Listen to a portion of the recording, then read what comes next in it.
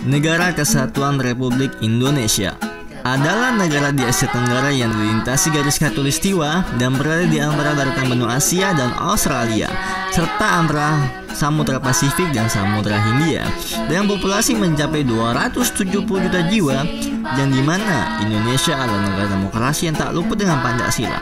Tetapi, apakah semua sila telah berjalan sesuai dengan arahannya? Bagaimana penegakan hukumnya? Apakah adil? Dan bagaimana hak asasi manusia di Indonesia?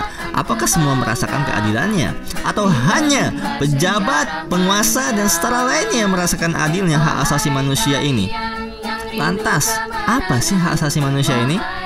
Hak asasi manusia adalah sebuah konsep hukum dan normatif yang menyatakan bahwa manusia memiliki hak yang melekat pada dirinya karena ia adalah seorang manusia. Hak asasi manusia berlaku kapanpun, dimanapun, dan kepada siapapun, sehingga sifatnya universal.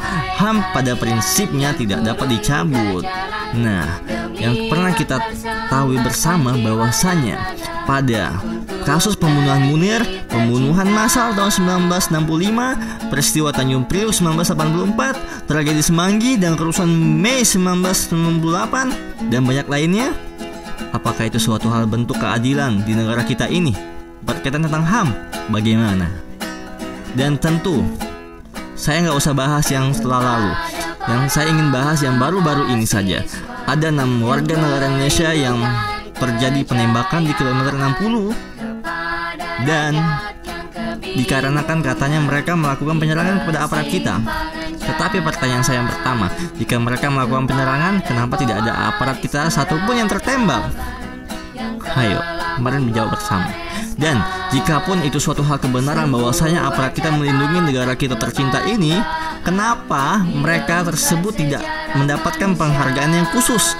Karena mereka berhasil melindungi NKRI kita ini? Ayo, kita bingungkan bersama bagaimana adilnya negara kita ini. Cukup unik dan cukup menggelitik bagi saya sebagai warga negara Indonesia mengetahui apa yang terjadi di negara Indonesia tercinta ini. Ya, bagi saya cukup hal itu. Terima kasih. Saya Muhammad bin Al-Madani. Wassalamualaikum warahmatullahi wabarakatuh. Saya takut soalnya. Insyaallah saya aman. Amin.